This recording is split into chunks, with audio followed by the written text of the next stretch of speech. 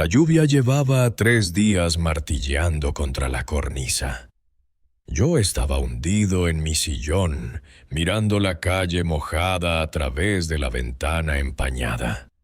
Puerto Sombrío se ahogaba en el crepúsculo, convirtiéndose en una mancha borrosa de farolas amarillas y grises bloques de hormigón de los años 70.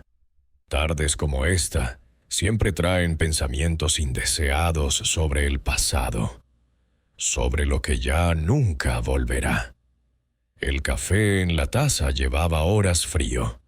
La vieja radio sobre el alféizar siseaba con interferencias, tratando de pescar alguna emisora lejana.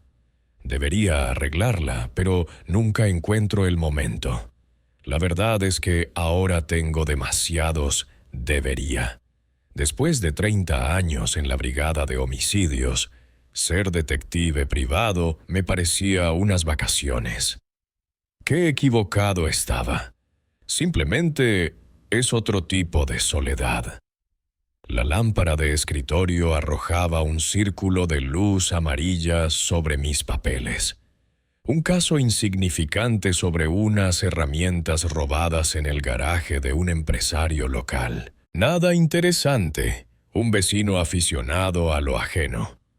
Estos trabajos pagan las facturas, pero no dan alegrías. Y a los 56 años ya entiendes la diferencia. En la pared, una fotografía enmarcada. Tiene ya 20 años. Elena mira directamente al objetivo. El viento agita su pelo claro. Estábamos junto al mar. Nuestro último verano juntos. Ella aún no sabía de su enfermedad. Y yo no sabía lo rápido que tendría que aprender a vivir sin ella. Sin el sonido de su risa que llenaba hasta el rincón más oscuro de mi vida. Otra vez te estás perdiendo en tus pensamientos, Andrés. Dije en voz alta a la habitación vacía. Mi voz sonó ronca. Hacía mucho que no hablaba. ¿Y con quién iba a hablar? Hasta Basilio, mi gato, se había fugado a casa de la vecina, una vieja maestra jubilada. Allí se está más caliente y le dan de comer con regularidad. Bicho listo. Hacía fresco en el apartamento.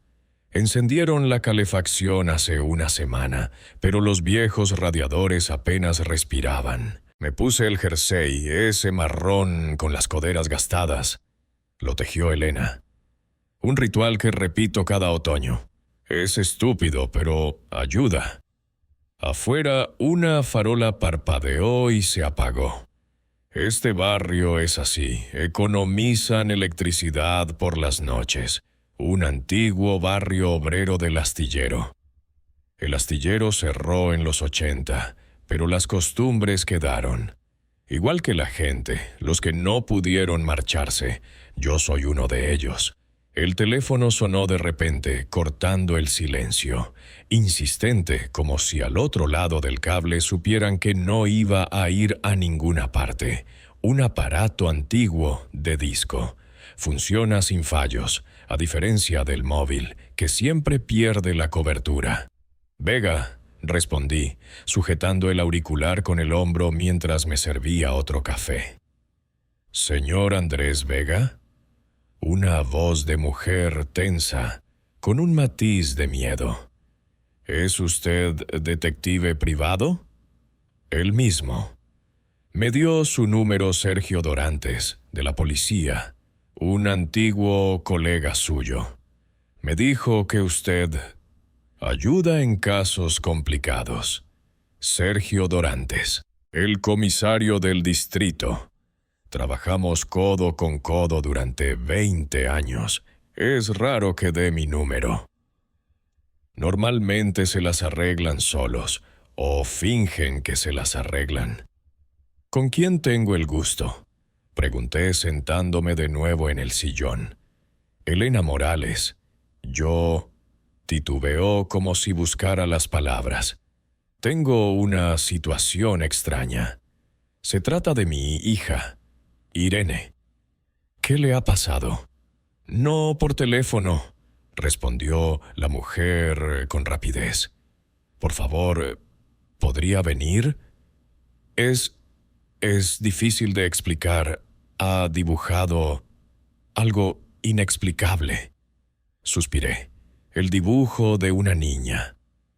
No parecía el caso más serio a primera vista, pero algo en la voz de esa tal Elena me puso en alerta. Era miedo auténtico, no fingido. En 30 años de servicio he aprendido a distinguirlo.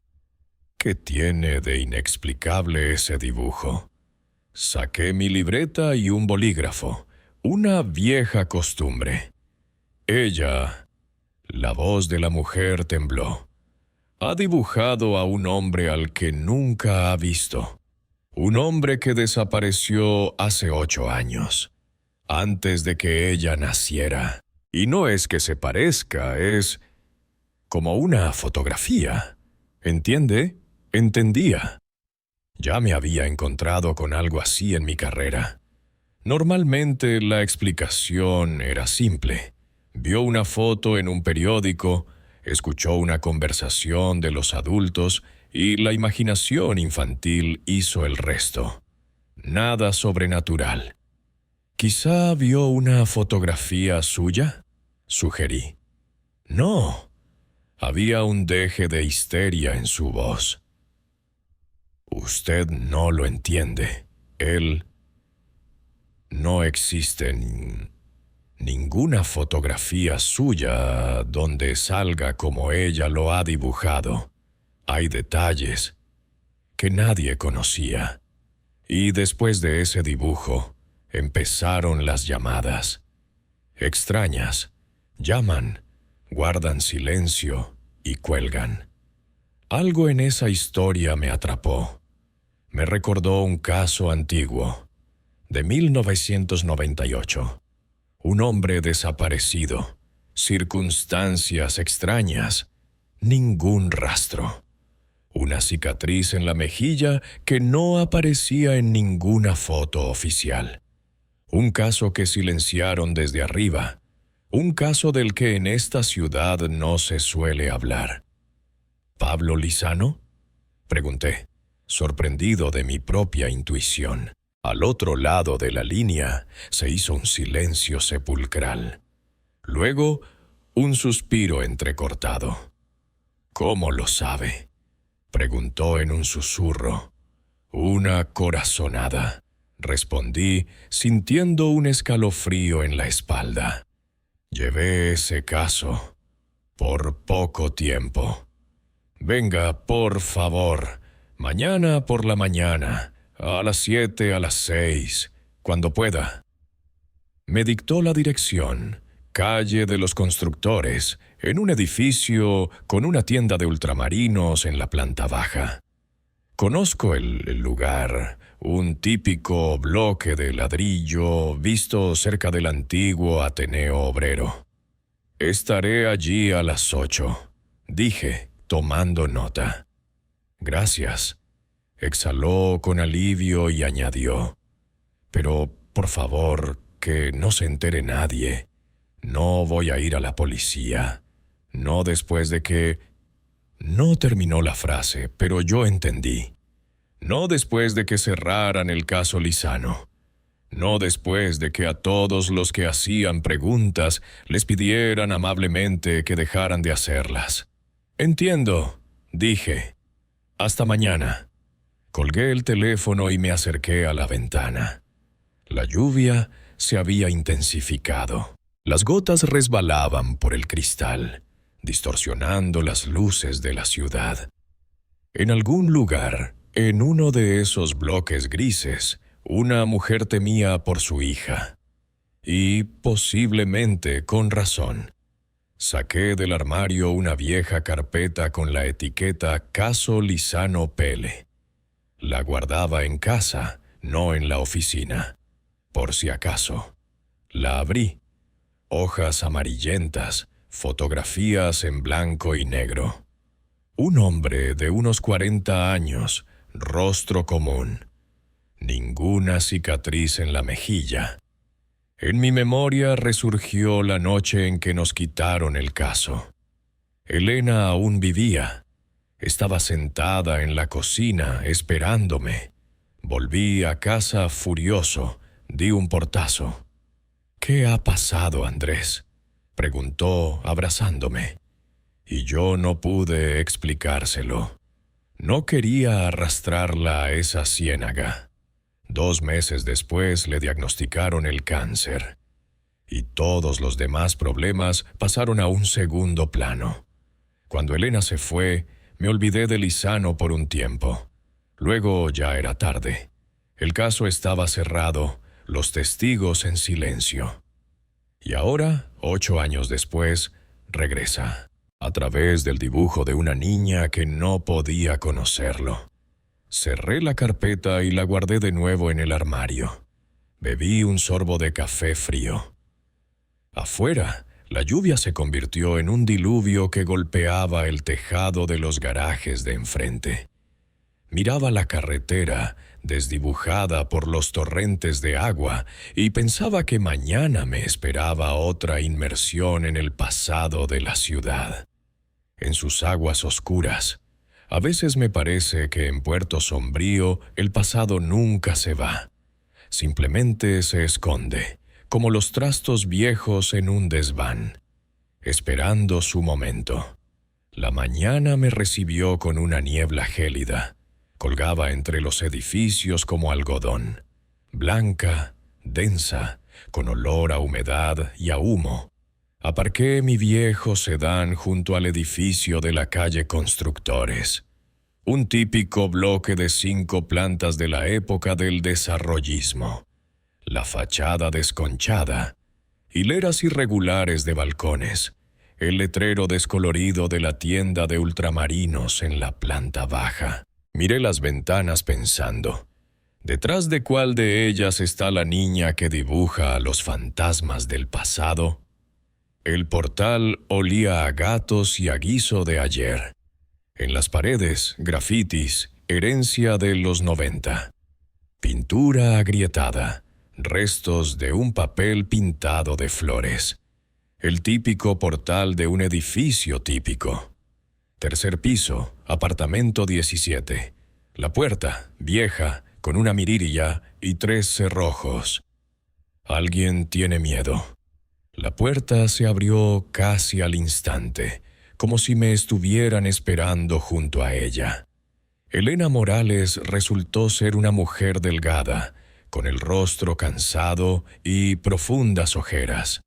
El pelo recogido en un moño descuidado, una chaqueta de lana sobre los hombros, aunque en el piso hacía calor. Estaba nerviosa. «Señor Vega, pase», hablaba en voz baja, mirando constantemente por encima del hombro, como si temiera que nos escucharan. «Quítese el abrigo, por favor». El apartamento era pequeño, pero ordenado. Un recibidor estrecho daba a una sala de estar con un sofá y una alfombra en la pared. Una vitrina con copas de cristal, un saludo del pasado. Olía a café recién hecho y a algo más. A medicinas, quizás. «Irene está en su cuarto», dijo Elena, notando mi mirada. No es muy sociable, sobre todo desde que empezó a dibujar esos retratos. Me condujo a la cocina, pequeña, con cortinas amarillas y una vieja cocina de gas. Sobre la mesa, tazas y galletas en un platillo. Se había preparado para mi visita. «¿Hace mucho que empezó esto?», pregunté, aceptando la taza de café. Elena se sentó frente a mí, jugueteando nerviosamente con el borde del mantel. «Hará unos 6 meses, después de aquel incidente en el colegio. Unos compañeros se metieron con Irene, algo sobre su padre. Nos divorciamos cuando ella tenía 8 años. Llegó a casa llorando, con la mochila rota, y a la mañana siguiente encontré el primer dibujo. ¿Qué dibujo era? Una mujer, anciana, con el pelo largo y cano. No le di importancia a saber qué dibujan los niños, pero una semana después nos enteramos de que había muerto una anciana en el edificio de al lado. Y cuando vi suceso o foto en el periódico, Elena se estremeció. Era un retrato exacto, hasta el más mínimo detalle. Bebí un sorbo de café, amargo, fuerte. ¿Y después? Después hubo otros dibujos, gente que no conocíamos. A veces casas, calles, y hace 2 meses apareció este retrato. El hombre de la cicatriz. Elena se levantó, abrió un cajón de la vitrina y sacó una hoja de papel envuelta en plástico. La puso delante de mí. Aquí está. Lo reconocí al instante. Pablo Lizano. Trabajaba en el astillero con mi padre antes de que desenvolví el plástico. El retrato estaba hecho a carboncillo. Líneas claras y seguras. No era un dibujo infantil, era algo mucho más profesional. Un hombre de mediana edad me miraba fijamente. Un rostro corriente, una barbilla firme, los ojos ligeramente entrecerrados y una fina cicatriz en la mejilla derecha, desde la sien hasta la mitad del pómulo. La cicatriz que no estaba en ninguna de las fotos del expediente. ¿Su hija nunca ha visto a este hombre?, pregunté, sin apartar la vista del retrato. Nunca. Nació 1 año después de su desaparición. Yo misma apenas lo vi un par de veces, de pasada. Recordé las circunstancias del caso Lizano. Desapareció en noviembre de 2015, tras un conflicto con Moreno, entonces concejal de urbanismo y ahora alcalde. La versión oficial. Se fue a trabajar a la capital. La extraoficial. Se rumoreaba que lo habían visto en el bosque con gente de Moreno el día antes de desaparecer. Nos quitaron el caso a la semana. Dispersión de recursos innecesaria, como dijo el jefe. Recuerdo el caso, dije lentamente, pero no recuerdo ninguna cicatriz. Ahí está el problema. Elena se inclinó hacia adelante. Nadie la recuerda. Pero después de que Irene dibujara este retrato, vino a verme Valentina, la antigua enfermera del astillero. Dijo que 1 mes antes de desaparecer, Pablo sufrió un accidente en el taller. Una esquirla de metal le cortó la mejilla. La cicatriz era reciente. No habían tenido tiempo de fotografiarla para su documentación. En ese momento apareció una niña en la habitación. Delgada, con el pelo rubio revuelto y unos ojos grandes y desconfiados. Irene. Se quedó inmóvil en el umbral, mirándome con el recelo de un animal acorralado. «Irene, este es el señor Vega», dijo Elena con suavidad. «Él ayuda a la gente a resolver situaciones complicadas». La niña no respondió. Se quedó allí, jugueteando con la manga de un jersey que le quedaba demasiado grande. «Hola, Irene», dije, intentando hablar con calma, como lo hacía antes con mis propios hijos. «He oído que dibujas muy bien». Irene desvió la mirada hacia el retrato que había sobre la mesa y luego, de nuevo, hacia mí. De repente sus ojos se volvieron muy adultos. «No los invento», dijo en voz baja. «Vienen solos, en sueños». Elena se estremeció. «Irene, habíamos quedado. Total, no me creéis». La voz de la niña sonaba amarga. «Nadie me cree». «Todavía no sé si te creo o no», respondí con sinceridad. «Pero quiero entenderlo». Irene me sostuvo la mirada, un escrutinio largo y profundo. Luego asintió, casi imperceptiblemente, como si hubiera tomado una decisión. Después de este dibujo, empezaron las llamadas.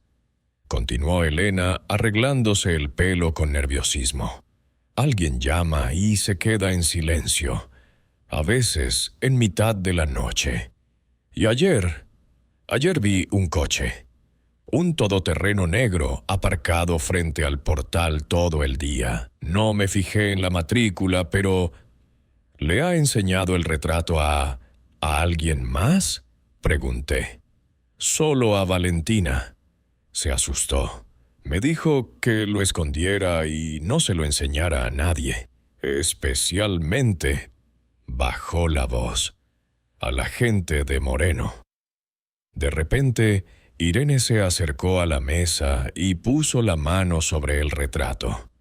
«Está en el bosque», dijo con sencillez, «debajo del pino viejo, el que tiene la copa partida en dos». Un escalofrío me recorrió la espalda. En los archivos del caso se mencionaba un pino así, el supuesto lugar de encuentro entre Lizano y la gente de Moreno. «Irene», la miré directamente a los ojos, «¿puedes contarme más? Sobre tus sueños, sobre los dibujos». La niña se encogió de hombros. «¿Puedo enseñarte los otros dibujos? Están en mi cuarto». «A Irene no le gusta hablar de esto», intervino Elena. Cuando intenté preguntarle, le dio migraña. «Los médicos dicen que es psicosomático, pero...» Me levanté de la mesa.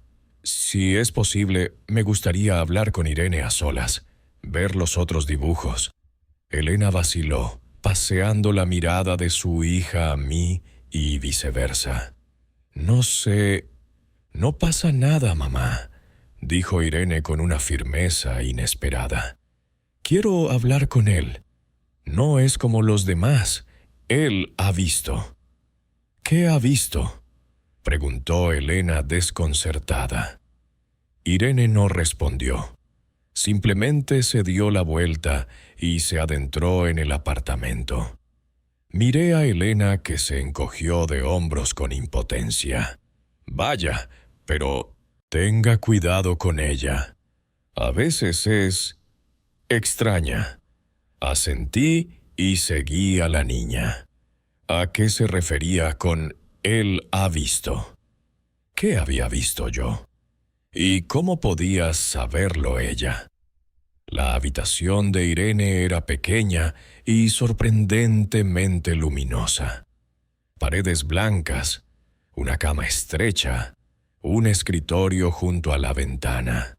Y dibujos, docenas de dibujos clavados en las paredes, apilados en estanterías. Retratos de desconocidos me miraban desde todos los ángulos. Los ojos, dibujados a carboncillo, parecían vivos. Observaban, estudiaban, sabían. La niña se sentó en el alféizar, acurrucando las piernas. La luz de la ventana perfilaba su frágil silueta. Fuera, un cielo gris de otoño. Las ramas desnudas de un viejo tilo arañaban el cristal. «¿Todo esto lo has dibujado tú?», pregunté, recorriendo la habitación con la mirada. Irene asintió sin mirarme. Estaba dibujando algo en un cuaderno, con trazos rápidos y seguros. ¿A mí, quizás? Impresionante. Para tener 14 años es inusual. «No tengo 14 años», dijo, sin levantar la vista del dibujo. «Tengo muchos más, solo que el cuerpo es joven. He visto niños así, con pasados difíciles, con traumas que les obligan a crecer demasiado rápido. Los he visto en orfanatos, en familias desestructuradas, Pero este era un caso diferente. Háblame del retrato. Me senté en el borde de la cama intentando no presionar. Del hombre de la cicatriz. Irene levantó los ojos del cuaderno. Su mirada no era la de una niña. Profunda, calculadora. Lo mataron, dijo con sencillez, por el dinero que descubrió. Se me cortó la respiración. En el expediente había una hipótesis sobre una malversación del presupuesto municipal que supuestamente Lizano había descubierto. Pero esa versión fue silenciada rápidamente. ¿Qué dinero, Irene? Mucho. El que desapareció de las arcas de la ciudad. Él trabajaba con cifras, ¿sabe?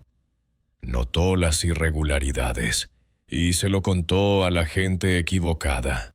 Hablaba con calma, como si fuera algo cotidiano. Se levantó y se acercó a la pila de dibujos sobre el escritorio. Sacó uno. Una mujer mayor o con rostro severo. Esta es Valentina. Sabe más de lo que dice. Tiene miedo. Luego otro. Un hombre de traje, con ojos fríos. Y este es Moreno. Él dio la orden, pero no fue él quien mató. Miré los dibujos, sintiendo cómo el frío me recorría la espalda. Los retratos eran precisos, vivos. Conocía a Moreno en persona. El parecido era asombroso. Irene, ¿de dónde sacas estos detalles? ¿Alguien te ha...? Nadie, me interrumpió, con un matiz de irritación en la voz. Ya se lo he dicho, los veo, en sueños. A veces despierta, vienen y me lo muestran. ¿Quiénes son ellos? Los que han muerto, los olvidados, los que no fueron enterrados como es debido. Volvió al alféizar. Fuera empezó a lloviznar, las gotas repiqueteaban en el cristal. De repente, la habitación pareció más fría, aunque la calefacción funcionaba. «Enséñame otra vez el retrato de Lizano», pedí. Irene sacó una hoja enrollada de debajo del colchón. La desenrolló con cuidado, como si fuera una joya. El mismo retrato que había visto en la cocina. El hombre de la cicatriz. Tomé el dibujo examinándolo más de cerca. La cicatriz en la mejilla era fina, nítida. Pero había algo inusual en ella. Me fijé bien y lo entendí. La cicatriz tenía una forma específica. No era una línea recta, sino ligeramente curvada, con un pequeño engrosamiento en el centro. Esa marca no la deja una simple esquirla de metal. Esa marca la deja una navaja. Un arma casera, de la cárcel, o de matones. «Esto no es un accidente laboral», dije, levantando la vista hacia Irene. «Esta cicatriz es de un cuchillo, de una navaja». Irene no se sorprendió. Asintió, como si esperara que me diera cuenta. Primero le cortaron, en el bosque.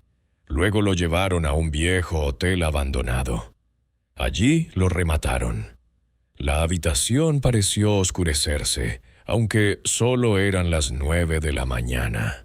Me pareció que la temperatura bajaba aún más.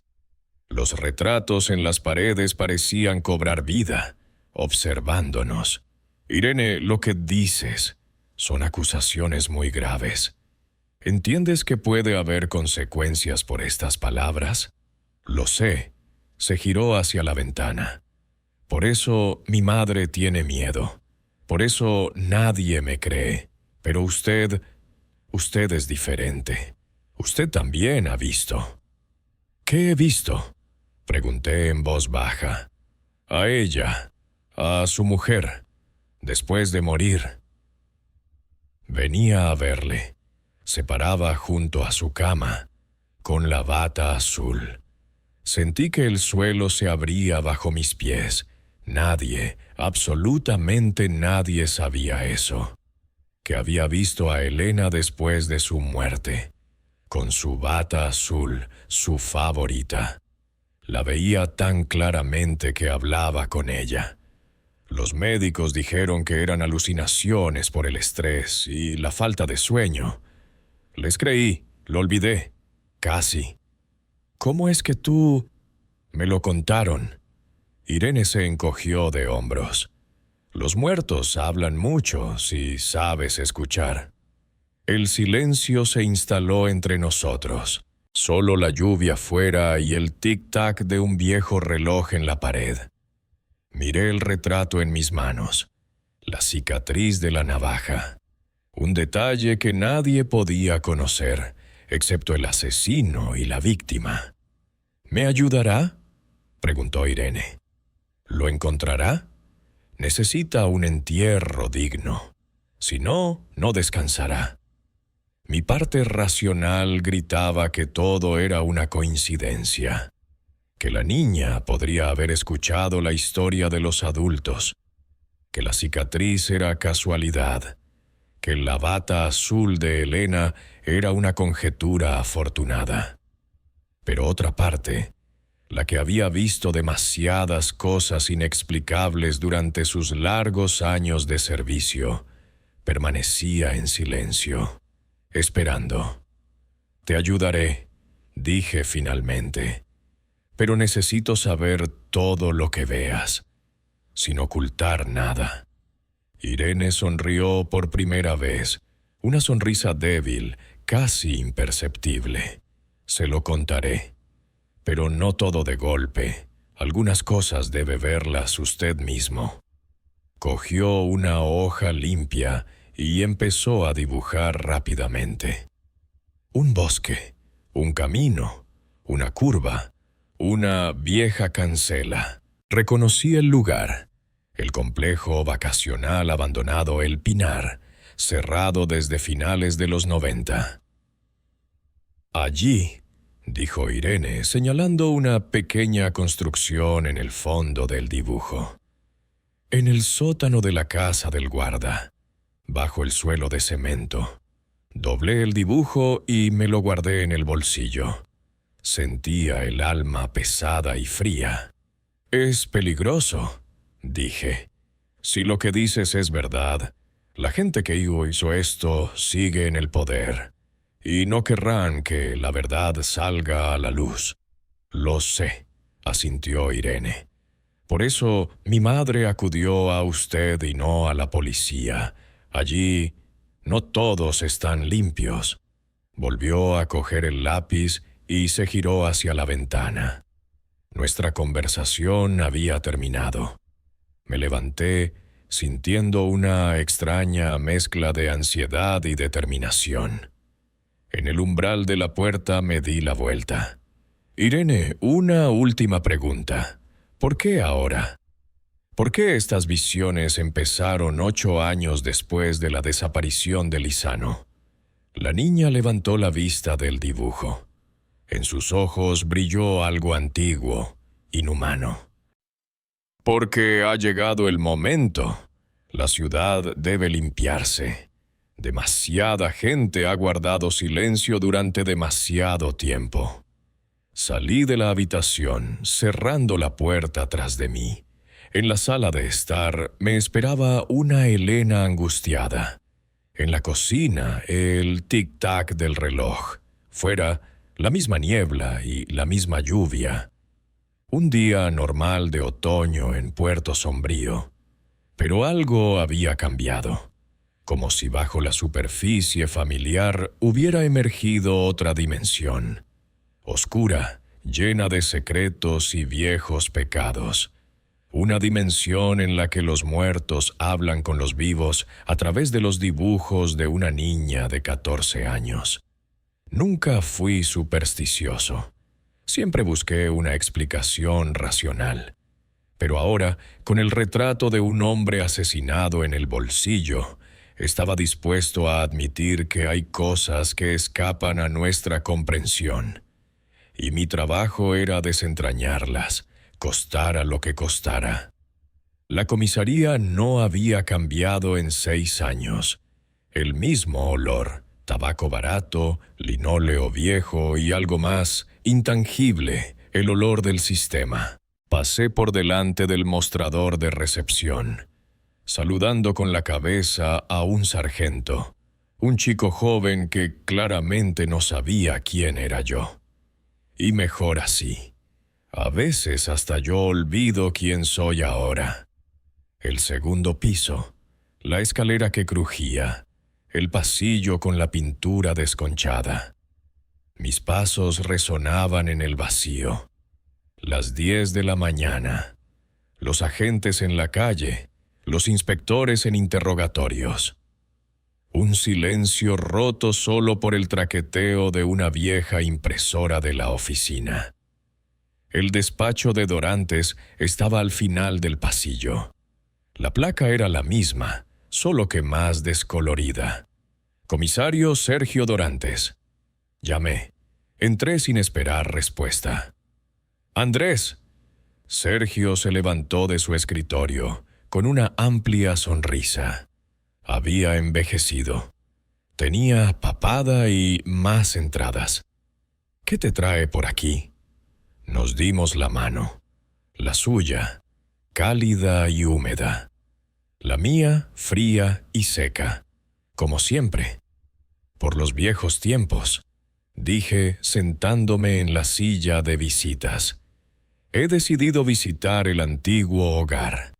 Sergio sonrió y volvió a su sillón. Sobre la mesa, fotos de su familia en marcos de plástico, una pila de papeles, un cenicero. No fuma abiertamente. Las nuevas normas no lo permiten. Pero el olor a tabaco lo delata. No me lo creo, negó con la cabeza. No has pisado esta comisaría desde que te jubilaste. ¿Ha pasado algo? Miré por la ventana. Detrás del cristal sucio, el mismo patio gris, los coches de servicio, los arces desnudos. Lizano, Pablo Lizano. ¿Te acuerdas de él? El rostro de Dorantes cambió. La sonrisa desapareció. Sus ojos se entrecerraron. Lanzó una mirada rápida a la puerta, como para comprobar si estaba bien cerrada. ¿A qué viene remover el pasado?, preguntó en voz baja. Han pasado 8 años. Necesito ver el expediente. Sergio se recostó en su sillón. Crujió, un sonido largo y lastimero. ¿Para qué? ¿Acaso no tienes otros casos? ¿Adulterios, pensiones alimenticias? ¿No es a eso a lo que se dedican los detectives privados? No respondí. Esperé. El silencio es la mejor forma de hacer hablar a alguien, sobre todo a alguien con la conciencia intranquila. Nos quitaron el caso, dijo finalmente Dorantes. Lo recuerdas, ¿verdad? Por orden de arriba. Lo recuerdo. Por eso quiero ver el expediente, yo mismo, en persona. Suspiró frotándose el puente de la nariz. Hacía calor en el despacho, pero parecía tener escalofríos. ¿Quién te ha contratado?, preguntó directamente. No importa. Claro que importa, Andrés, y mucho. No sabes dónde te estás metiendo. Me incliné hacia adelante mirándole directamente a los ojos. Entonces explícamelo, por los viejos tiempos. Dorantes se levantó y se acercó a la ventana. Se quedó allí un momento mirando al patio y luego se giró hacia mí. El archivo está en el sótano. Las llaves las tiene Luba. Dile que te he autorizado. Asentí y me levanté. En la puerta, Sergio me sujetó del brazo. Pero ten cuidado. No todo está ahí.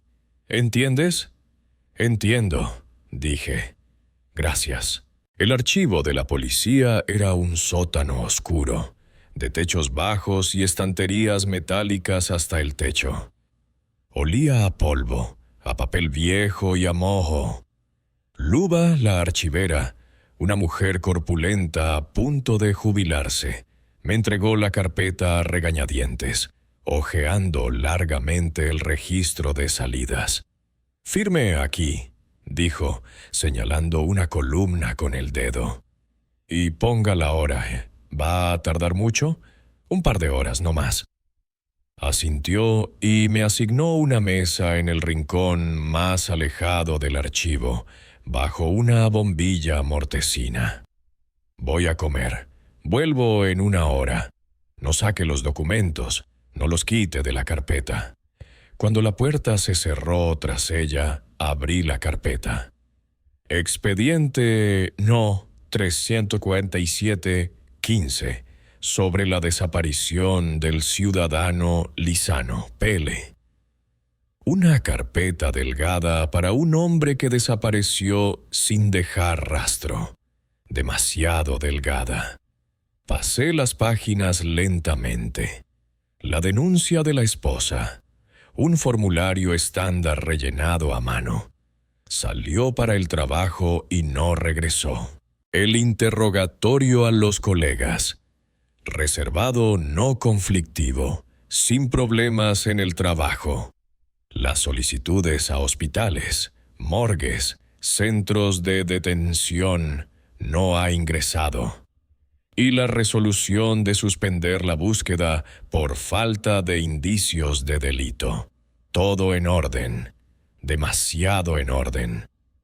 Volví a la lista de testigos interrogados, 8 personas, colegas, vecinos, la esposa. Y una extraña paginación. Después de la página 17 venía la 23. ¿Dónde estaban las demás? Revisé toda la carpeta. Nada. Al final de la carpeta, material adicional. Entre ellos, una fotocopia del registro de documentos de entrada. Y allí, bajo el número 19, figuraba: declaración de la testigo Valentina Campos, enfermera del dispensario del Astillero. La misma Valentina que había reconocido el retrato de Lizano con la cicatriz. Habían quitado su declaración del expediente, pero el registro de su existencia permanecía en el libro. Un descuido de alguien, o quizás un rastro dejado a propósito por uno de los investigadores. Un detalle, pero son esos detalles los que temen quienes borran sus huellas. Cerré la carpeta y me recliné en la silla. El polvo danzaba a la luz de la bombilla. El viejo reloj de la pared hacía tic-tac. Pensé en la niña que dibujaba a los muertos, en la cicatriz de la navaja y en las páginas arrancadas. Arriba, una puerta crujió. Pasos en la escalera, pesados, de hombre. No era Luba. Lentamente levanté la vista. Dorantes estaba en el umbral mirándome con gesto grave. ¿Has encontrado algo?, preguntó, acercándose a la mesa. No, negué con la cabeza. Nada nuevo, salvo la extraña paginación. Alguien quitó la declaración de la enfermera. Sergio se sentó frente a mí, acercando su silla. Habló en voz baja, casi en un susurro. Fui yo quien la quitó, por orden de arriba. Ella vio la cicatriz, recién hecha, como de un cuchillo. Lizano le dijo que se había cortado pescando. Pero no le creíste. No tuve tiempo de investigarlo. Nos quitaron el caso. Lo trasladaron a la capital de la provincia. Luego lo devolvieron ya. Hizo un gesto con la mano. Tal como lo ves. ¿Quién dio la orden? Dorantes negó con la cabeza. No eres tonto, Andrés. Te lo imaginas. Moreno acababa de conseguir el puesto de concejal de urbanismo. Tenía unas ambiciones desmedidas, y Lizano trabajaba en el departamento de planificación del astillero. Con las cifras, pudo descubrir algo. Me quedé en silencio, esperando que continuara. Sergio miró hacia la puerta y bajó aún más la voz. ¿Recuerdas el 92? Aquel almacén en las afueras que explotó. Murieron 3 guardias. Oficialmente un accidente, manipulación imprudente de... Se interrumpió. El caso es que allí había mercancía, por valor de millones. Para la época, una fortuna. Y desapareció toda, hasta la última caja. ¿Y qué tiene que ver Lizano con eso? Nada, en aquel entonces. Pero en los 2000, cuando empezó a llegar dinero público para el desarrollo del distrito, alguien decidió repetir la jugada.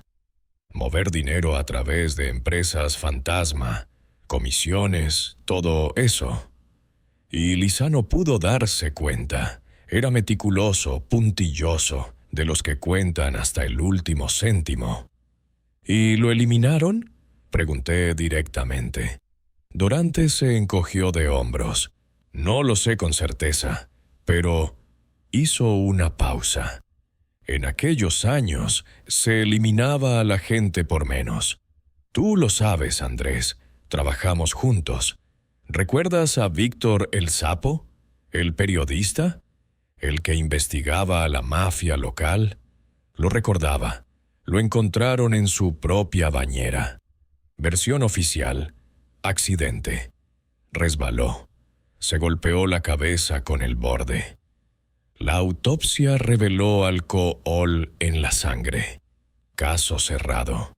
No bebía. Dije en voz baja. Nunca. Exacto, asintió Sergio.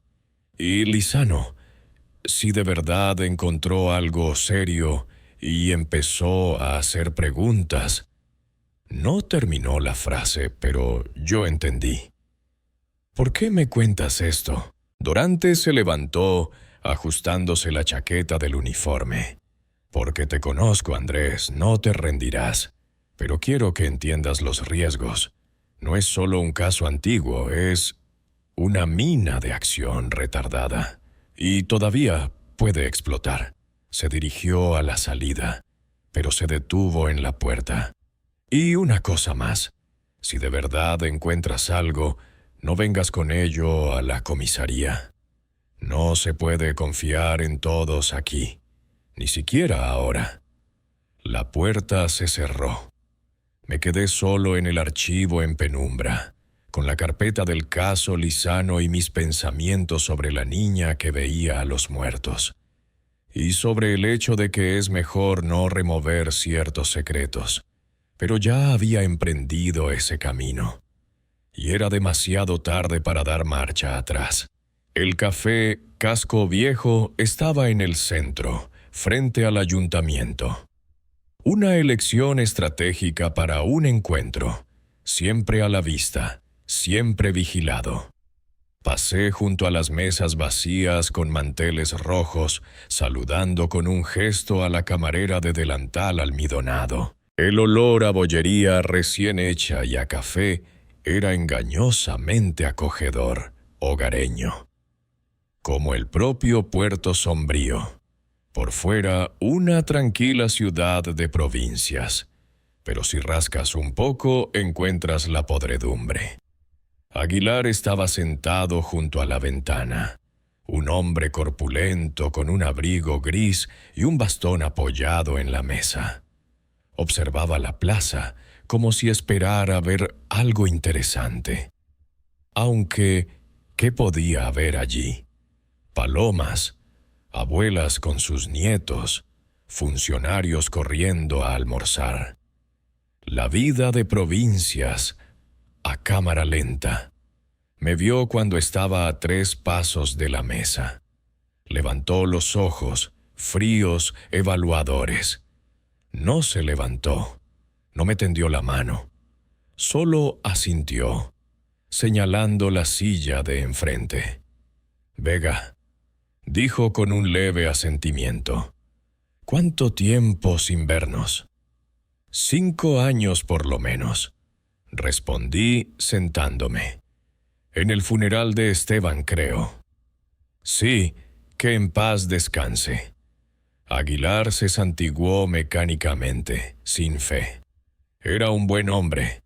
Ya quedan pocos como él. La camarera se acercó y tomó nota. Un café para mí, un té con limón para él. De cerca lo vi mejor. El rostro hinchado, bolsas bajo los ojos, manchas de la edad en las sienes. Pero sus ojos seguían siendo los mismos, penetrantes, atentos, los ojos de un hombre acostumbrado a ostentar el poder.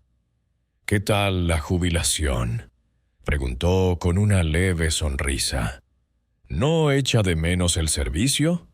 «A veces», respondí evasivamente. «¿Y usted qué tal? Dicen que trabaja como asesor del nuevo alcalde». Por los viejos tiempos, se encogió de hombros. «Los jóvenes de ahora no tienen experiencia, no entienden.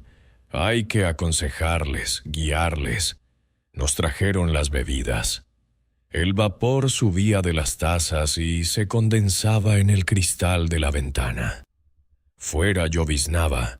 Los peatones se apresuraban a cobijarse bajo los paraguas.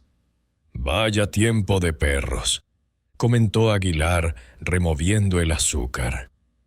La cucharilla tintineaba suavemente contra la porcelana. «Lleva 3 semanas lloviendo. A muchos se les ha podrido la cosecha de patatas. Es otoño», me encogí de hombros. «Lo normal por aquí». «No, no es lo normal», negó con la cabeza. «Antes septiembre era seco, cálido. Ahora todo es diferente. El clima está cambiando. El mundo está cambiando». En su voz se deslizó un matiz de amargura. Los viejos siempre están descontentos con los cambios, especialmente aquellos que una vez lo tuvieron todo bajo control. «La ciudad también está cambiando», apunté, bebiendo un sorbo de café. Amargo, fuerte. Construyen casas nuevas, arreglan las carreteras. Puerto Sombrío está mejorando. Por fuera, sonrió Aguilar. Pero por dentro todo sigue igual. La gente es la misma. Solo cambian los nombres y los letreros. Me miraba como evaluando si entendía de qué hablaba. Si entendía que tras las hermosas fachadas de los nuevos edificios se escondía el mismo sistema, los mismos rostros, las mismas tramas. Lo entendía. Por eso dejé el cuerpo. «He oído que ahora se dedica a la investigación privada», continuó Aguilar partiendo un trozo de bollo. Tenía las manos cuidadas, con una manicura pulcra. No como las de un jubilado, como las de un hombre que cuida su apariencia, que todavía está a la vista de todos. Poca cosa, sobre todo menudencias. Me encogí de hombros. Infidelidades, objetos desaparecidos, la rutina habitual. «¿Y qué le trae por aquí?». Se recostó en el respaldo de la silla, mirándome directamente a los ojos. Dudo que quisiera hablar del tiempo y de los cambios en la ciudad. Dejé la cucharilla con la que removía el café. En el mantel blanco quedó una pequeña mancha marrón, como una pincelada descuidada. Estaba recordando casos antiguos. Dije lentamente: «Los que quedaron sin resolver. Pablo Lizano, ¿se acuerda de él?». El rostro de Aguilar no cambió. Solo sus ojos. Por un instante brilló en ellos algo parecido al miedo o a la ira. «Vagamente», respondió tras una pausa. «¿El que desapareció?». Se fue a trabajar a otro sitio, creo. Es posible, asentí, aunque hay otras versiones. ¿Cómo cuáles? Sus dedos apretaron el asa de la taza un poco más de lo necesario. Diversas. Me encogí de hombros. Hace poco vi un retrato suyo. Muy interesante. Con una cicatriz en la mejilla. ¿Recuerda esa cicatriz? Aguilar se quedó helado. Su rostro pareció petrificarse. Solo las mandíbulas se movían bajo la piel. Lentamente dejó la taza en el platillo. El sonido fue más fuerte de lo necesario. La porcelana tintineó contra la porcelana. La camarera se giró para mirar. «No sé de qué habla», dijo finalmente. Su voz se había vuelto más grave, más profunda. «No recuerdo ninguna cicatriz». «Qué extraño», fingí sorpresa. Y eso que hablaba con él a menudo antes de su desaparición, por trabajo. Tenía a cientos de personas a mi cargo. No puedo acordarme de todos. Pero la niña se acuerda, dije observando su reacción. La niña que dibujó el retrato. Muy preciso. Con esa misma cicatriz de navaja. Aguilar palideció. Literalmente la sangre huyó de su rostro, que se asemejó a una máscara de yeso. Su mano tembló y se dirigió al bastón. «No entiendo de qué niña habla», dijo, pero su voz lo delataba, lo entendía, y tenía miedo. Irene Morales, 14 años, dibuja retratos sorprendentemente precisos de gente que nunca ha visto. Se levantó bruscamente, apoyándose en el bastón. La silla crujió en el suelo. «Tengo que irme. Tengo una reunión». Me quedé sentado, mirándolo desde abajo. Con calma, sin prisa, bebí otro sorbo de café. «Por supuesto, señor Aguilar, no me atrevo a retenerle». Sacó un billete del bolsillo y lo arrojó sobre la mesa. Se inclinó hacia mí, muy cerca, casi rozándome con la cara. Olía a colonia cara y a miedo. «No sabe a quién le está pisando los talones», dijo en voz baja, casi en un susurro. «Esa niña está enferma. Sus fantasías son peligrosas. Para ella misma, en primer lugar». «¿Es una amenaza?», pregunté en el mismo tono bajo. «Una advertencia», se enderezó, «de alguien que le desea lo mejor. Deje el pasado en el pasado, Vega, por su propio bien». Se dio la vuelta y, apoyándose pesadamente en el bastón, se dirigió a la salida. Una figura corpulenta con un abrigo gris, el antiguo dueño de la ciudad. Todavía peligroso, todavía influyente. Lo seguí con la mirada, pensando en lo fácil que se había asustado con una simple alusión al retrato. Él lo sabía. Sabía lo de la cicatriz. Sabía lo que le había pasado a Lizano. Y temía que la verdad saliera a la luz después de 8 años. Temía a una niña que ve lo que no debería ver. Terminé mi café mirando por la ventana. Aguilar se subió a un todoterreno negro con los cristales tintados. ¿El mismo que había visto Elena Morales cerca de su casa? Posiblemente. El coche arrancó, salpicando el charco junto a la acera. Las gotas alcanzaron a una mujer que pasaba con un carrito de bebé. Aguilar ni siquiera se dio cuenta. Pagué y salí a la llovizna. Las gotas frías me caían en la cara. Se colaban por el cuello de la camisa. El puerto sombrío de otoño. Gris, húmedo, guardando sus secretos tras cortinas corridas. Una ciudad donde el pasado no se va y comprendí que apenas había empezado a remover ese pasado, y que por ello, inevitablemente, tendría que pagar un precio. Ya había anochecido cuando subí a las escaleras hacia el apartamento de las Morales. El portal estaba en penumbra, la bombilla del segundo piso se había fundido y la del tercero parpadeaba, proyectando sombras inquietantes en las paredes. Afuera, el viento aullaba, arrastrando hojas mojadas por el patio. No había llamado antes.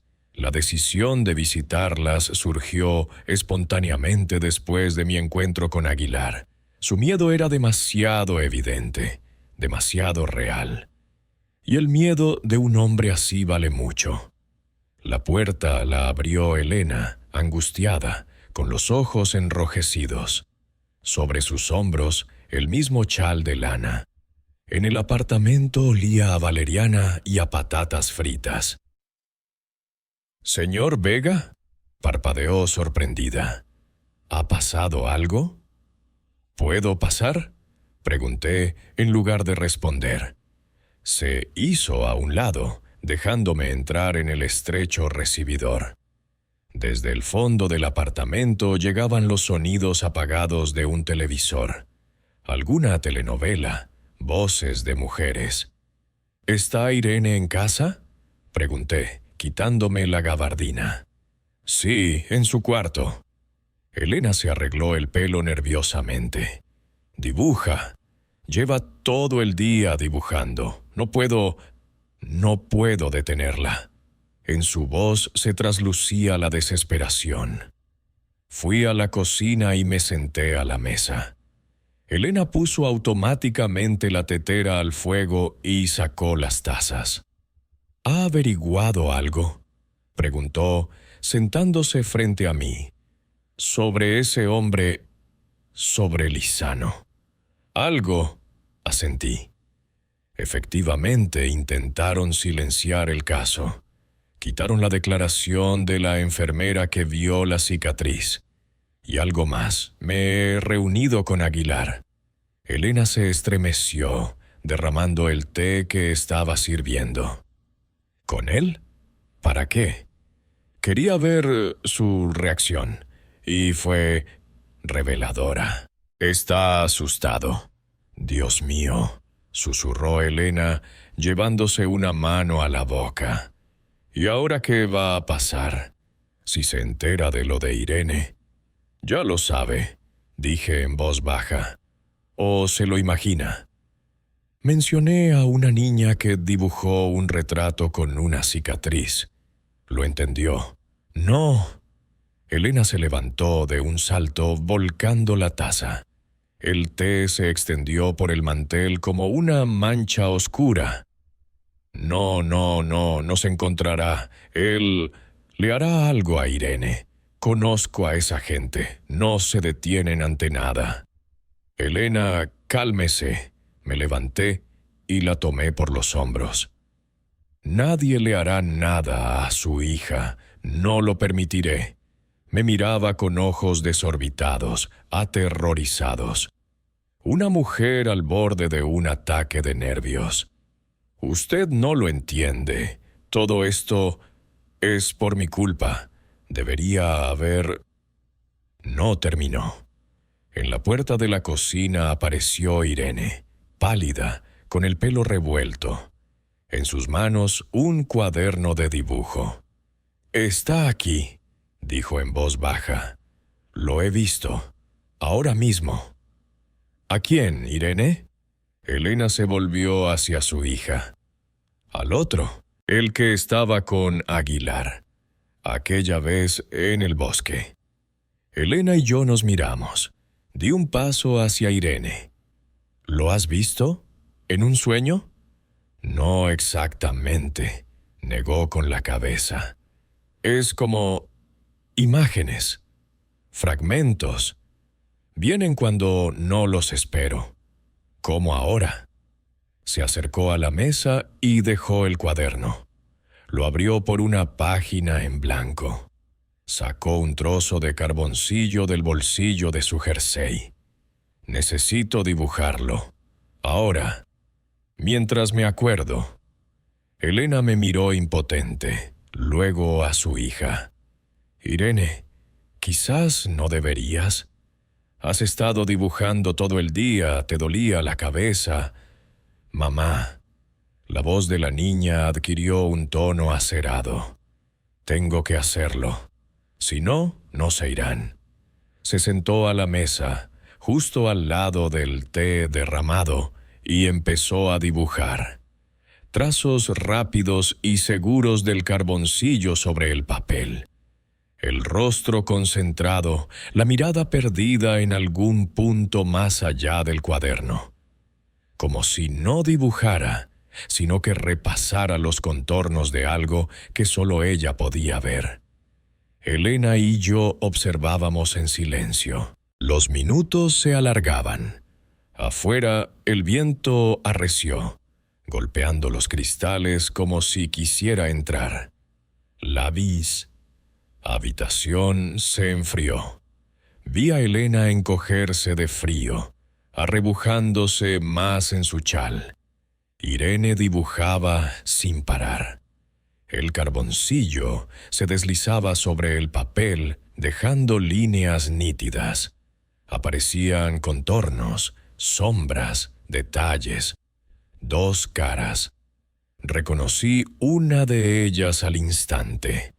Aguilar, pero más joven, sin canas y sin el rostro hinchado. La segunda cara se fue definiendo más lentamente. Y entonces la vi. Lizano. La misma cicatriz en la mejilla, los mismos ojos un poco tristes. Pero había algo más. El fondo. Un bosque. Troncos oscuros de pinos. Y algo parecido a un hoyo.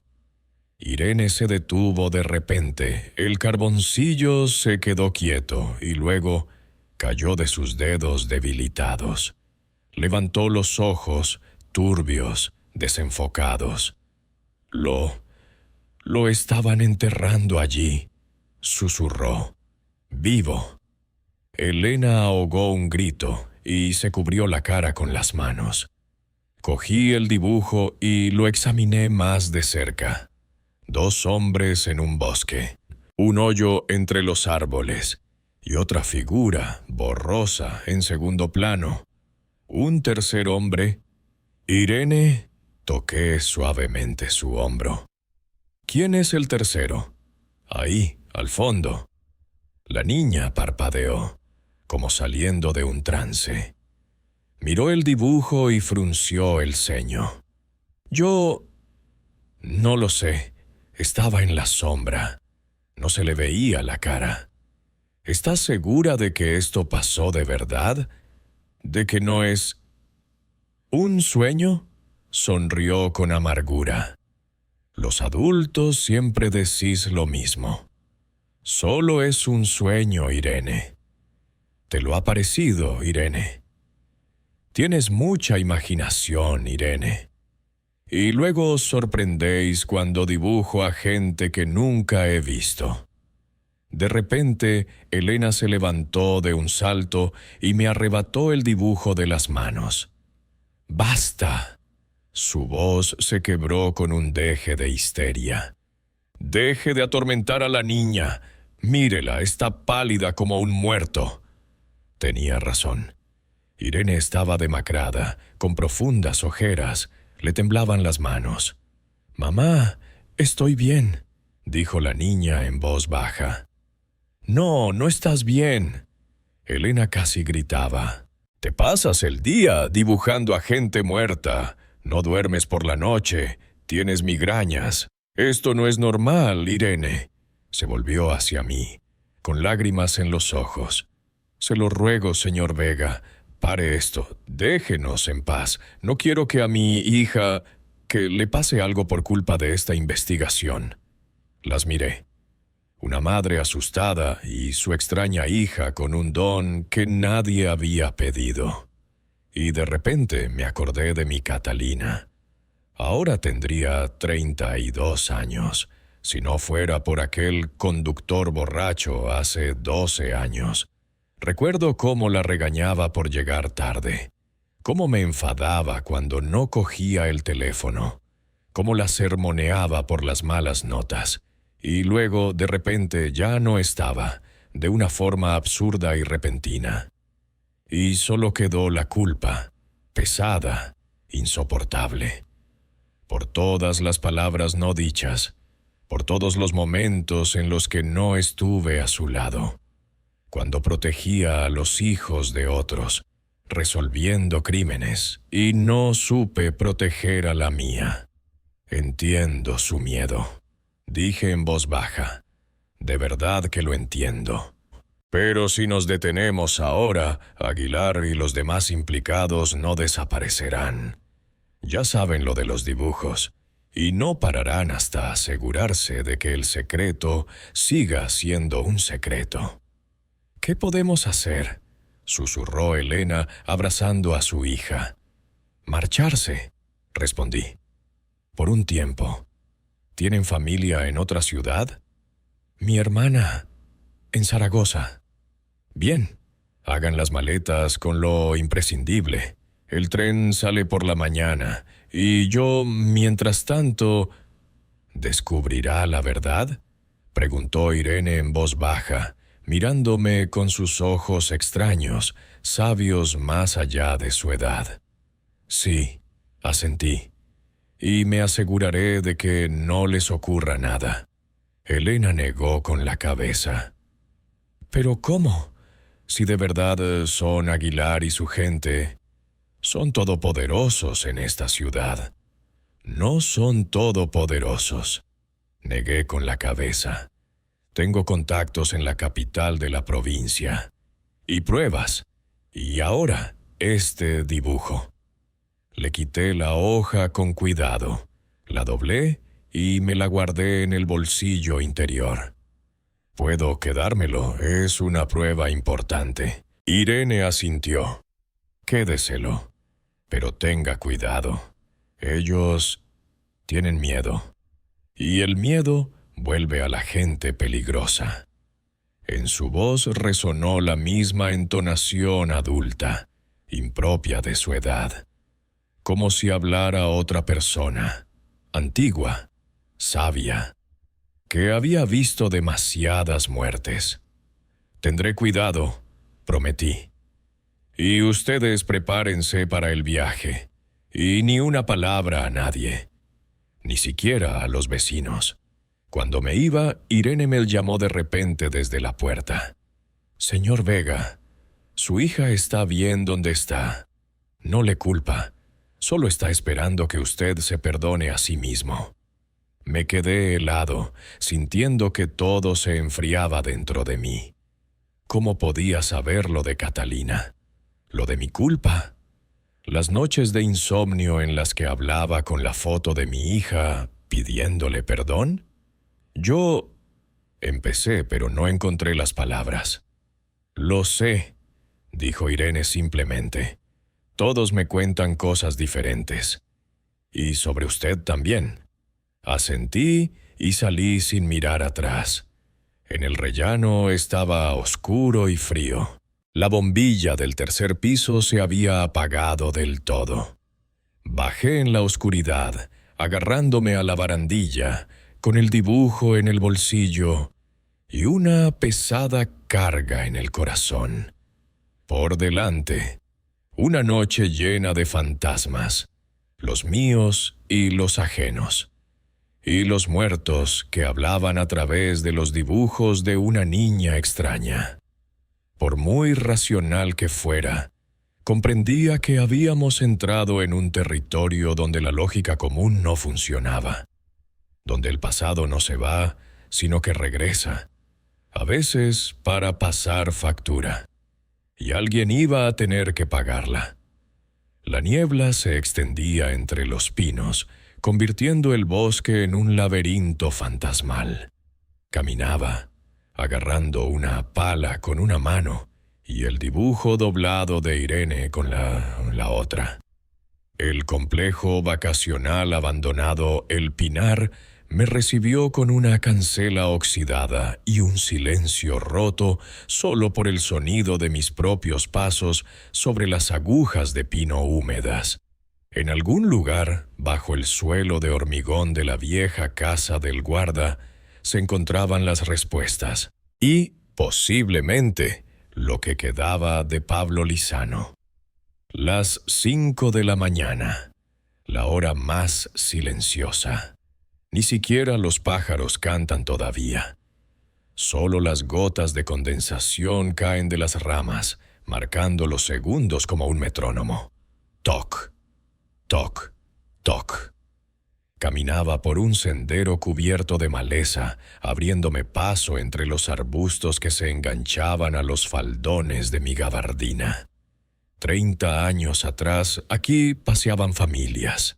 Sonaba música por los altavoces y olía a la comida del comedor. Ahora, solo abandono y podredumbre. La casa del guarda apareció en el interior del recinto. Una construcción achaparrada de ladrillo gris con el tejado hundido. La naturaleza devoraba metódicamente la obra humana. Las paredes estaban cubiertas de hiedra, el musgo brotaba entre los ladrillos. Rodeé el edificio y encontré la puerta, metálica, torcida, con un candado colgando de una sola bisagra. Entrar fue fácil, bastó con empujar la puerta a un lado. El haz de mi linterna arrancó de la oscuridad paredes desnudas, yeso desprendido y una vieja mesa en un rincón. Hacía tiempo que se habían llevado todo lo de valor. En el suelo, un hueco con una escalera estrecha que bajaba al sótano. Bajé con cuidado. Los peldaños crujían bajo mi peso. El frío y la humedad me envolvieron. Olía a cerrado y a algo más. Un olor metálico que conocía bien por mi trabajo. El olor a sangre vieja. El sótano era pequeño, de techo bajo. El haz de la linterna se deslizó por las paredes, revelando manchas de moho y pintura desconchada. Desdoblé el dibujo de Irene y lo iluminé. En el papel, un croquis del sótano y una cruz en el rincón más alejado. Dirigí el haz de luz hacia allí, el suelo de hormigón. No tenía nada de particular, salvo que en ese rincón parecía un poco más liso, más reciente que el resto de la superficie. Como si lo hubieran rellenado más tarde. Coloqué la linterna en un saliente de la pared y cogí la pala. El primer golpe contra el hormigón resonó con un sonido sordo y me dolió en las manos. Viejo, pero resistente. Golpeé una y otra vez, metódicamente, con obstinación. El sudor me nublaba la vista, me dolía la espalda, pero continué. Finalmente, el hormigón empezó a resquebrajarse. Unos cuantos golpes más y se formó un agujero lo suficientemente grande como para seguir con las manos. Dejé la pala a un lado y empecé a sacar trozos de hormigón y tierra. Tenía los dedos ensangrentados, las uñas rotas, pero no me detuve. Una extraña certeza me embargaba. Lo que buscaba estaba allí. La niña no se había equivocado. Pensé en Elena, en cómo me diría, «Andrés, ¿dónde te metes a tu edad?» Y tendría razón. Pero hay cosas más importantes que el sentido común. Cosas a las que no puedes dar la espalda, aunque lo desees con todas tus fuerzas. Cuando el hoyo se hizo más profundo, el olor se intensificó. El mismo olor metálico y pesado. Y otro más. Dulzón, nauseabundo. Olor a descomposición. Me detuve, me sequé la frente con el dorso de la mano, y en ese momento lo sentí. No estaba solo. No lo oí, no lo vi, simplemente lo sentí. Un instinto desarrollado durante años de servicio. Me enderecé lentamente y me di la vuelta. Junto a la escalera, en la penumbra, estaba Aguilar. Simplemente estaba allí, mirando. No le veía la cara, solo la silueta. Una figura corpulenta, el bastón, el débil brillo de sus ojos en la oscuridad. ¿Llevas mucho tiempo observando?, pregunté, irguiéndome. Lo suficiente. Su voz sonaba cansada, quebrada. Basta ya, Vega. No sabes lo que haces. Agarré la pala no tanto como herramienta, sino como arma. Lo sé mejor de lo que crees. Sé lo que hay aquí. Aguilar dio un paso adelante, entrando en el círculo de luz de la linterna. Su rostro estaba gris, demacrado. Tenía los ojos enrojecidos, como si no hubiera dormido en varias noches. ¿Lo sabes?, sonrió con amargura. No sabes nada. ¿Crees que has descubierto un gran secreto? ¿Crees que has desenterrado el terrible misterio de la ciudad? ¿Y qué harás después? ¿A quién le va a beneficiar esto? A Lizano, respondí. A su familia. A todos los que han vivido con esta mentira durante 8 años. Aguilar negó con la cabeza y se apoyó en la pared. Parecía viejo, derrotado. No el influyente funcionario que yo recordaba. A Lizano ya le da igual, está muerto, pero a los vivos solo les irá peor. ¿Tú lo mataste?, pregunté directamente. Aguilar guardó un largo silencio. Luego negó lentamente con la cabeza. No con mis propias manos. Pero callé. Lo sabía y callé. Miré para otro lado. Por mi carrera, por mi tranquilidad. Pensé que podría superarlo, olvidarlo. De repente se echó a reír, una risa ronca y desgarrada. ¿Y sabes qué es lo peor, Vega? Lo veo, todas las noches. Se para junto a mi cama y me mira. A veces dice algo, pero no consigo entenderlo. Me despierto bañado en sudor frío. Los médicos dicen que es agotamiento nervioso, depresión, me recetan pastillas. Pero yo sé que es él. Ha venido a por mí. En su voz había tal desesperación que por un momento sentí algo parecido a la lástima, pero solo por un momento. ¿Quién más estaba contigo esa noche?, pregunté, señalando el dibujo donde se veía la tercera figura. ¿Qué más da? Aguilar negó con la cabeza. Unos ya están muertos, otros lo estarán pronto. Esta ciudad nos devorará a todos, Vega, tarde o temprano. Todos somos culpables, todos estamos manchados. Habla por ti, dije. Todavía no es tarde para arreglarlo todo, para declarar. ¿Arreglarlo? Volvió a reír, pero la risa se convirtió en tos. Ya no se puede arreglar nada. No podemos traerlo de vuelta. Y la verdad solo destruirá lo que queda. ¿Crees que la gente quiere la verdad? Quieren tranquilidad, Vega. La certeza de que todo va como debe. Detrás de él, en el hueco de la escalera, brilló una luz. Y otra. Linternas. El ruido de pasos. Voces apagadas. La policía, asintió Aguilar. Yo no los he llamado. Seguramente alguien vio tu coche en la entrada. O te estaban siguiendo. Evalué rápidamente la situación. No había salida. Solo por esa escalera. Ya estaban cerca. Si me atrapaban aquí, con la pala en la mano, junto a una tumba abierta, me detendrían. Confiscarían todas las pruebas, silenciarían el caso.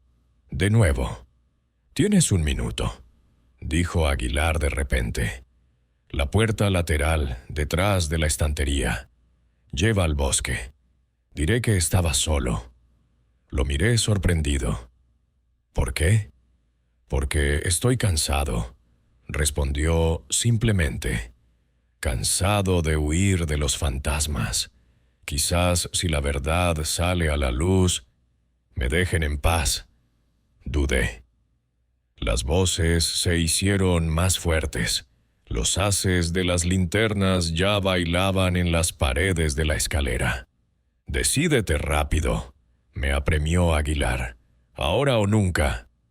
Me guardé el dibujo de Irene en el bolsillo interior y me incliné sobre el hoyo. En la tierra se veía algo blanco, un hueso, y al lado un objeto metálico. Pequeño, alargado.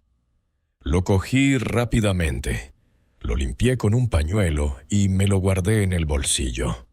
«Gracias», asentí a Aguilar y corrí hacia la estantería. Detrás de ella, efectivamente, había una puerta baja. Me deslicé por ella justo en el momento en que el primer policía bajaba al sótano. Lo último que oí fue la voz cansada de Aguilar. «Buenas noches, inspector. Le estaba esperando. Creo que tenemos que hablar de todo». Me zambullí en la niebla, disolviéndome entre los árboles. En el bolsillo llevaba un gemelo con iniciales, un pequeño rectángulo de metal con las letras AM grabadas. «Alejandro Moreno». Posiblemente, y eso lo cambiaba todo. Pero por ahora tenía que irme rápido y sin ser visto, con una prueba en el bolsillo, con la confesión de Aguilar en la cabeza. Y en algún lugar cercano, el fantasma de un hombre que llevaba 8 años esperando justicia. La sala de interrogatorios era exactamente como la recordaba. Paredes blancas, linóleo descolorido, una mesa, 2 sillas, una cámara en la esquina bajo el techo. Y frío, no un frío físico, sino ese frío especial, oficial, que te cala hasta los huesos. Estaba sentado, con las manos sobre la mesa, enrojecidas, con las uñas rotas después de la excavación. Enfrente, un joven inspector con una carpeta de documentos y un rostro indiferente. Y en un rincón, casi fundiéndose con la sombra, Aguilar.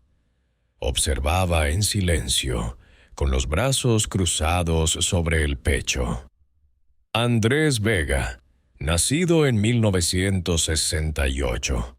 Leía el inspector con monotonía, sin levantar la vista. Ex agente de la Brigada de Homicidios, jubilado, detective privado. ¿Correcto? Correcto, respondí con calma, aunque por dentro todo hervía. Me detuvieron 2 horas después de escapar de la casa del guarda. No en el bosque, sino en casa, cuando intentaba contactar con Dorantes. Seguramente me estaban siguiendo.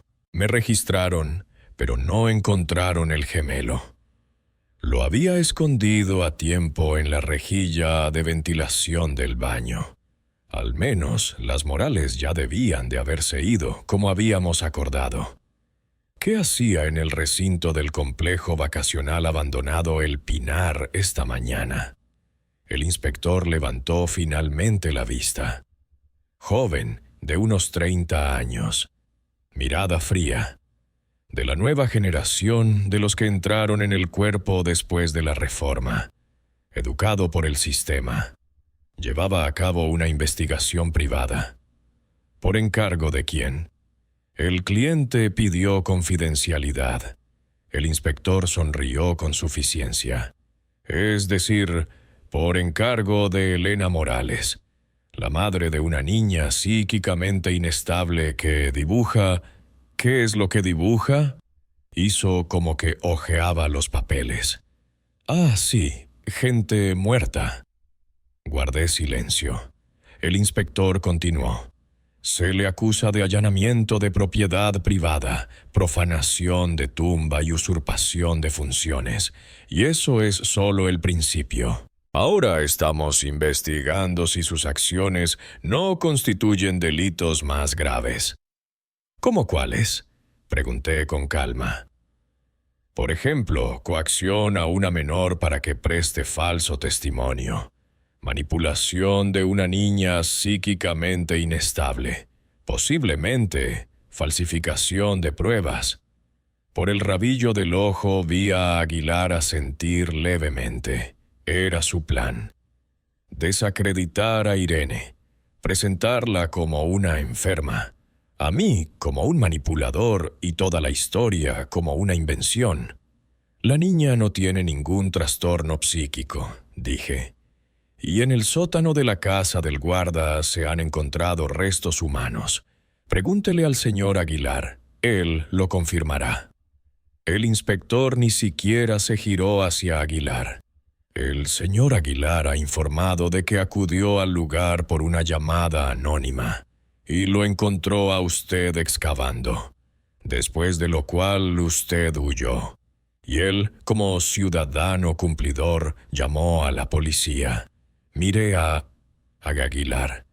Rostro impasible, mirada impenetrable. No quedaba nada de aquel hombre derrotado del sótano. ¿O había sido todo un juego? ¿Una prueba? ¿Comprende la gravedad de su situación, Vega? El inspector se inclinó más cerca.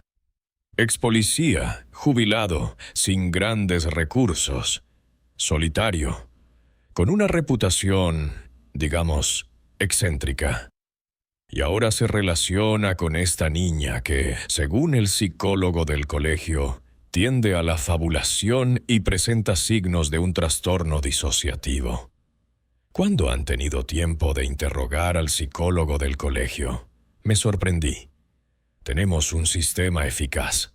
Sonrió levemente el inspector. Especialmente cuando se trata de figuras de relevancia pública. Asintió en dirección a Aguilar. Estaba claro. El sistema protege a los suyos. ¿Y sabe qué es lo más triste? Continuó el inspector. La niña probablemente acabará en un centro psiquiátrico para una evaluación, y a la madre podrían quitarle la custodia por negligencia. Después de todo, permitir que una niña se relacione con un hombre mayor sin testigos, fomentar fantasías enfermizas. No terminó, pero el mensaje estaba claro. Una amenaza.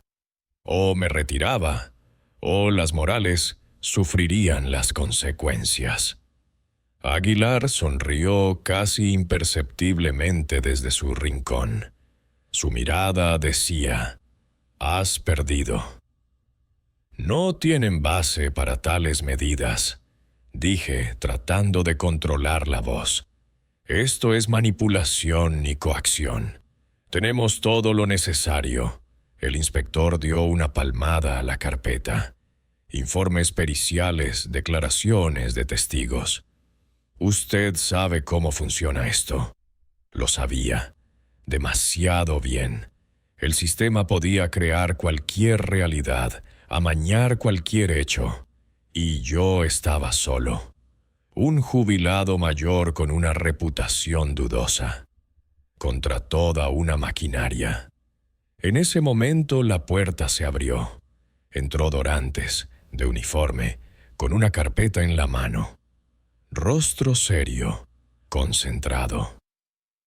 «Comisario Dorantes», frunció el ceño el inspector. «Estamos en medio de un interrogatorio». «Lo sé», asintió Sergio. «Tengo documentos para adjuntar al caso, urgentes». Dejó la carpeta sobre la mesa y, como por casualidad, colocó a su lado un pendrive, pequeño, discreto. «¿Qué es esto?» El inspector cogió la carpeta. «El informe pericial de los restos encontrados en el sótano de la casa del guarda», respondió Dorantes. «Preliminar. indicios de muerte violenta. Y algo más interesante. Las muestras de ADN coinciden con las de Pablo Lizano, desaparecido hace 8 años. Noté cómo Aguilar se tensaba.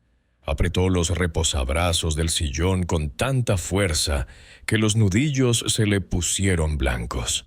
Y además, continuó Dorantes acercándome el pendrive. La declaración anónima de Valentina Campos, la misma enfermera que trató la herida de Lizano poco antes de su desaparición. Una herida de navaja. Y también bajó la voz. Datos sobre las malversaciones financieras que Lizano descubrió antes de morir.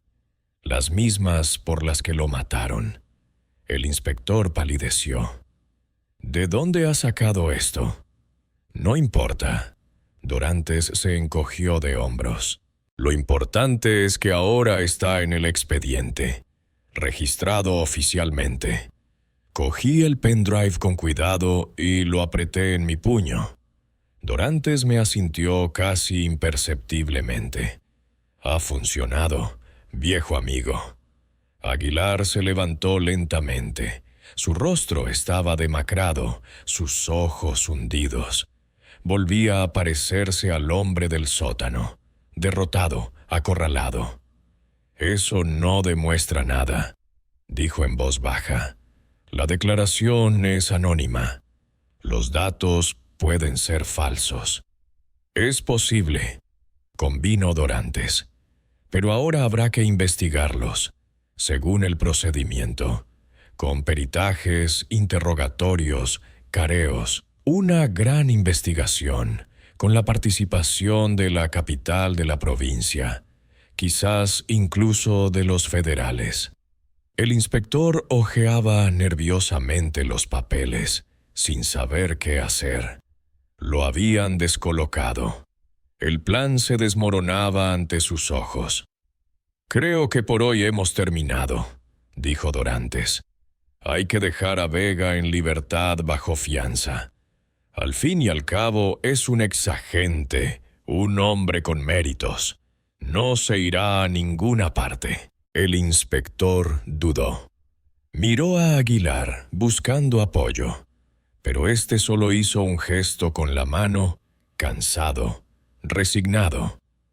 «De acuerdo», dijo finalmente el inspector. «Bajo fianza. Pero el caso no está cerrado, y le recomiendo encarecidamente, Vega, que no abandone la ciudad». Asentí. En mi interior empezaba a crecer un sentimiento parecido a la esperanza. El pendrive me quemaba la palma de la mano. En él, posiblemente, estaban las pruebas capaces de derribar el castillo de naipes del poder municipal. Cuando salimos al pasillo con Dorantes, le pregunté en voz baja: «Gracias. ¿Pero por qué?» «Porque yo también quiero dormir tranquilo», respondió simplemente. «Y porque se lo debía a tu Elena. Era una buena persona». Caminamos en silencio hasta la salida. En la puerta, Sergio se detuvo. «¿Entiendes que esto es solo el principio? No se rendirán tan fácilmente. Y vas a tener problemas. Graves». «Lo entiendo», asentí. «Pero voy a llegar hasta el final. Aunque te declaren cómplice». Lo miré a los ojos. «Incluso así, hay cosas que no se pueden dejar sin terminar». «Tú lo sabes». Dorantes suspiró. «Lo sé. Suerte, Andrés, la vas a necesitar». Salí de la comisaría y respiré el aire húmedo del otoño. El cielo estaba cubierto de nubes, amenazaba lluvia. Pero por primera vez en mucho tiempo sentí algo parecido al entusiasmo. En el bolsillo, un pendrive con pruebas. En la mente, un plan de acción. Y a mis espaldas, por primera vez en muchos años, la sensación de estar haciendo algo realmente importante, aunque para ello tuviera que pagar un alto precio. La estación se hundía en la niebla del atardecer. Unas pocas farolas creaban halos de luz difusos en los que danzaban pequeñas gotas de humedad. Estaba de pie, a la sombra de un cobertizo, observando a los escasos pasajeros. El tren a Zaragoza llegaba en 20 minutos. Los billetes, en el bolsillo interior, junto al gemelo de Moreno y el pendrive de Dorantes. Todo lo que me ataba al pasado y al futuro, a la verdad que empezaba a salir a la superficie, como el cuerpo de un ahogado del fondo de un lago. El tiempo se estiraba como una goma vieja. Escrutaba la creciente penumbra, comprobando si me seguían. Después del interrogatorio me habían soltado, pero no dudaba de que me vigilaban. El sistema rara vez suelta a su presa, y yo me había convertido en una presa en el momento en que toqué el secreto que la ciudad había guardado durante 8 años.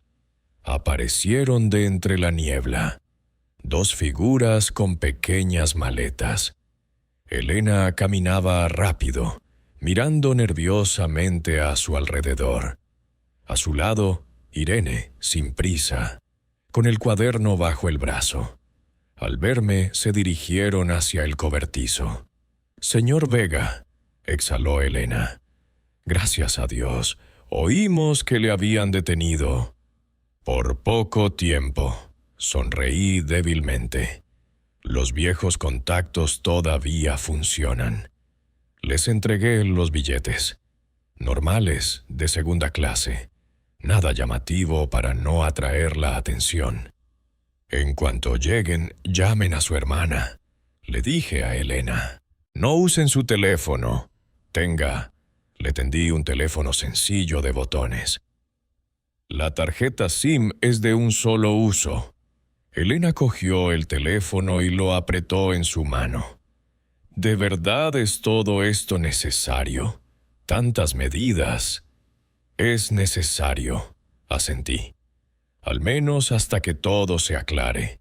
Esa gente no está acostumbrada a perder, y no se detendrán ante nada». Por los altavoces anunciaron la llegada del tren. Elena se estremeció y apretó más fuerte su maleta. «¿Y qué será de usted?», preguntó en voz baja. «Yo estaré bien», mentí, «no es la primera vez». Irene había permanecido en silencio todo el tiempo, mirándome con sus ojos extraños y comprensivos. Finalmente abrió el cuaderno. «Quiero que se quede con esto», dijo entregándome varias hojas. «Aquí hay algo que le será útil. No ahora, más tarde». Cogí los dibujos, eché un vistazo rápido. Retratos. Varias personas que no conocía. Y una cara familiar. Moreno, el alcalde. En el dibujo estaba de pie junto a una ventana, mirando la ciudad. En sus manos, una carpeta con documentos. «¿Qué es esto?», pregunté. «Ya lo entenderá», sonrió levemente Irene. «Cuando llegue el momento». «La ciudad ha empezado a limpiarse, señor Vega. Pero esto es solo el principio. Demasiada gente ha guardado silencio durante demasiado tiempo». El tren entró en el andén, largo, iluminado por dentro con una luz amarilla, como una oruga gigante. Los pasajeros se agitaron y se dirigieron a los vagones con sus maletas. «Tenemos que irnos». Elena tomó a su hija de la mano. «Gracias por todo». Se acercó a mí torpemente y me abrazó por un instante. Un abrazo rápido y agradecido. Olía a perfume barato y a miedo. Le di una palmada en el hombro. «Ánimo, todo saldrá bien». Irene me miraba sin moverse. De repente dijo: «Su hija está bien donde está, y su mujer también. No le culpan, solo usted se culpa a sí mismo. Pero ya no es necesario. Se me hizo un nudo en la garganta. No pude pronunciar palabra. Esta niña, ¿quién era? ¿Qué era? ¿Qué? Adiós, señor Vega, dijo Irene. Pero no por mucho tiempo. Volveremos a vernos. Se dirigieron al vagón. Me quedé allí, siguiéndolas con la mirada.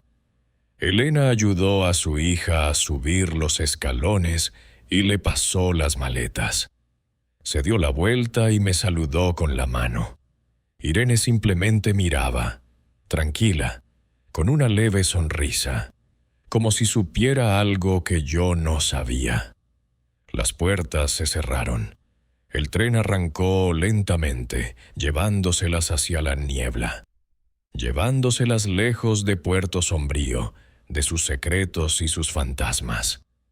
Me quedé solo en el andén cada vez más vacío.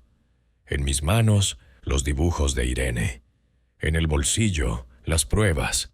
En mi cabeza, fragmentos de sus palabras. La ciudad ha empezado a limpiarse. Volveremos a vernos. No le culpan. La niebla se espesaba. Crucé la plaza de la estación pasando junto a los viejos álamos que dejaban caer sus últimas hojas. El puerto sombrío de la noche parecía desierto. Escasos transeúntes, escaparates apagados. Un silencio roto solo por el susurro de mis pasos sobre el asfalto mojado. Pensé en a dónde me llevaría todo esto. ¿Valía la pena, la verdad, el sacrificio que podría acarrear? ¿No sería mejor dejar las cosas como estaban? Los muertos en sus tumbas, los vivos en su ilusión de bienestar. No lo sé, pero la elección ya estaba hecha. Y no había vuelta atrás.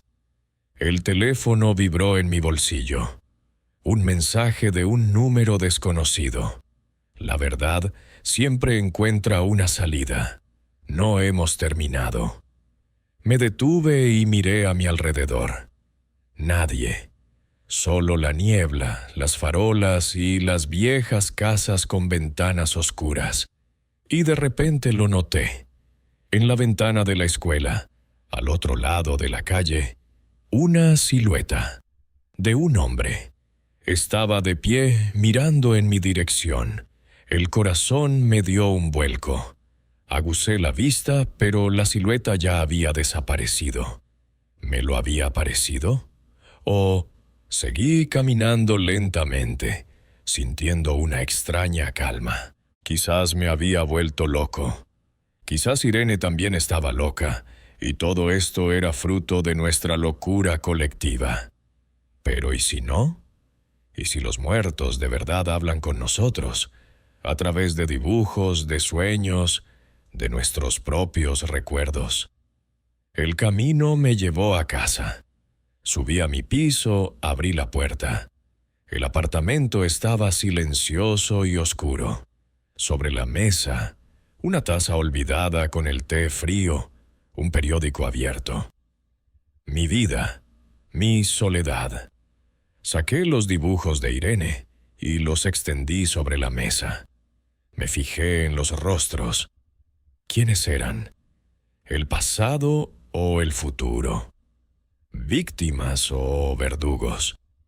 Me acerqué a la ventana y descorrí la cortina. La ciudad yacía a mis pies, oscura, neblinosa, llena de secretos. Y ciudad. He vivido aquí toda mi vida, pero ¿la he entendido alguna vez? ¿Me he entendido a mí mismo? ¿Se puede expiar alguna vez la culpa? ¿Vale la pena luchar por la verdad si trae dolor a los vivos? No lo sé, pero he tomado mi decisión y llegaré hasta el final. Puerto Sombrío aún guardaba sus secretos, y yo, al parecer, me había convertido en parte de ellos.